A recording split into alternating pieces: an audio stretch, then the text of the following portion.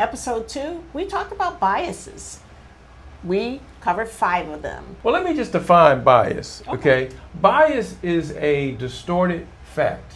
It's like a prejudice in favor or against something, okay? And when I used to teach statistics, I would often say, statistics is the science of making an inference or a decision about the population. And the way you do that is by taking a representative sample of that population. But if the sample that you take is not representative, it's going to be biased. And here's an example, and I don't mean to invalidate you, okay? But if you were to ride by our house, back in the day, I used to keep a basketball goal in the driveway. And let's say you came by our house and you happened to see my wife taking a couple of shots at the basketball goal. And you see her take the shot, she hits it, then she takes another shot and she hits it, and then all of a sudden you leave. You might mistakenly conclude, whoo, she's Steph Curry. I have not one athletic bone in my body. Yeah, she is not Steph Curry. That would be an example of bias. You didn't take a representative sample of the population, which is her skill level with shooting the basketball, okay? Mm-hmm. So bias is a thing that can impact our communication because it affects the way we see things. So that's kind of a definition of bias. It's like a distortion, a distorted fact, okay? And again, like we said earlier, sometimes it's intentional and sometimes it's unintentional. But again, it can affect and be a barrier to good communication. Yes. Ladies, don't sleep on the nerds. Okay. So I'm going to define some of the biases that we're going to talk about. We will be talking about stereotyping. We're going to talk about implicit bias. We're going to talk about confirmation bias. I think we're going to talk about in-group bias and status quo. Stereotyping is assuming things about someone based on their gender, race, religion, or background. I got a good example for that. You know how some people will say certain folks love chicken wings? I love chicken wings. I love them. And they might even say, well, brothers love chicken wings. My brother, my actual brother, does not eat any chicken with a bone in it. So that's not quite true, right? So that's an example of stereotyping. Right. Confirmation bias.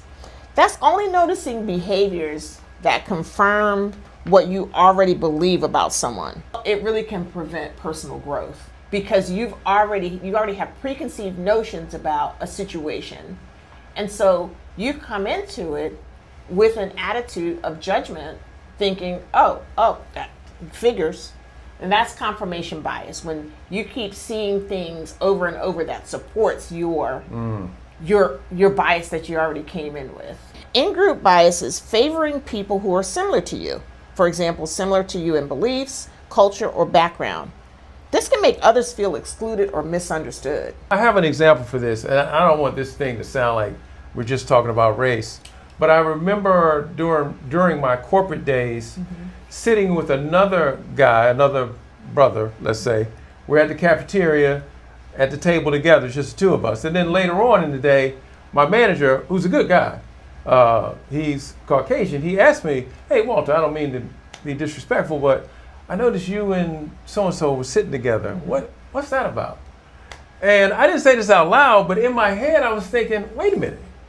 You guys all sit together, 10, 15 deep at each table. What are you talking about? Now, again, that's what I was thinking in my head, but that's just an example of that type of bias. And actually, there's a book by Dr. Beverly Tatum. She's a former president of Spelman University. Oh, yes. And the title of that book is called Why Do All the Black Kids Sit Together at the Table? Yes. Great book. If you ever want to go down that rabbit hole, definitely, we think you should check it out. Status quo bias is resisting change or growth in a relationship because things have always been this way. That can stunt development and lead to dissatisfaction. I don't know how many people that we've met, it's been our experience when we do therapy with couples, that some people will come in sometimes it's the wife, sometimes it's the husband will say, well, that's just the way I am. And there's no willingness to change. So in layman's terms, basically the status quo bias is your unwillingness to change. If you're unwilling to change, there is no growth. There is no change. Oh, that's a good one. When we talk about the last bias that we're going to talk about today, I think you said you're going to introduce. Yeah. I love this guy, by the way. His name is Dr. Albert Bandura. Unfortunately, he passed back in 2021. But he is the guy that came up with social learning theory. And basically what that says is you are the product of the environment and the stimulus around you. He did this famous experiment. Now I'm going to kind of abbreviate it. This was back in 1961. He did this experiment with, say, some first graders. He had an actor come into the classroom, blow up a Bobo doll, which is like a big air blown up doll shaped like a bowling ball pin. You could punch it, it would go back and it would come back, right? So that's a Bobo doll, right? So the actor is acting like a teacher. He comes into the room and he just starts beating the crap out of the doll, just beating the doll up. Now, the students are like, maybe they're 5 or 6, and behind this glass, they're being watched by researchers. And the researchers are just watching and timing things.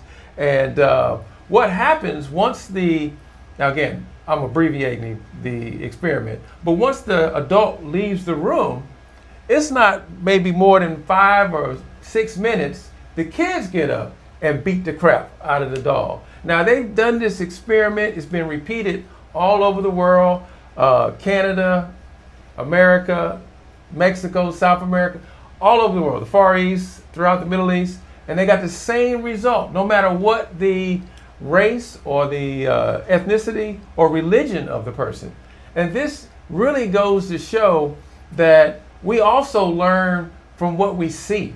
And from his work, we get sayings like, you are the average of the 5 or 6 friends that you hang around. And this may sound a little harsh, but if everybody in your crew is stupid, is that harsh? There's a good chance, well, You might be stupid.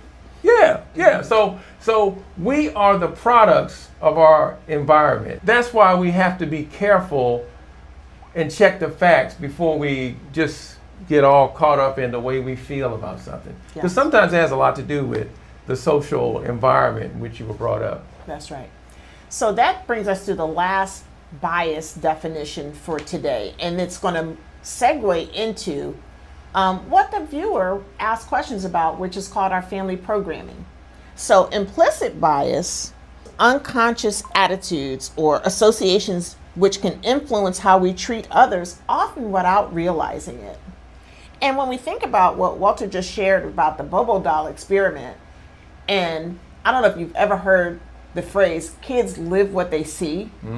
Lots of times parents are, going on with life, maybe not paying attention to what their kids are just soaking in. But the kids are soaking it all in. And sometimes, I don't know about you guys, but sometimes, a toddler may embarrass you or, because the daycare provider may come and ask you a question at the end of the day when you pick them up. Hey, are you guys cursing in your household? Because your toddler went right on into school and shared or just expressed themselves based on what he or she is learning in the household without you even paying attention to it. There's tons of bias. And if you have questions about them or any comments, please leave them below and we'll try our best to get to all of them. We'll see you in the next episode. Bye.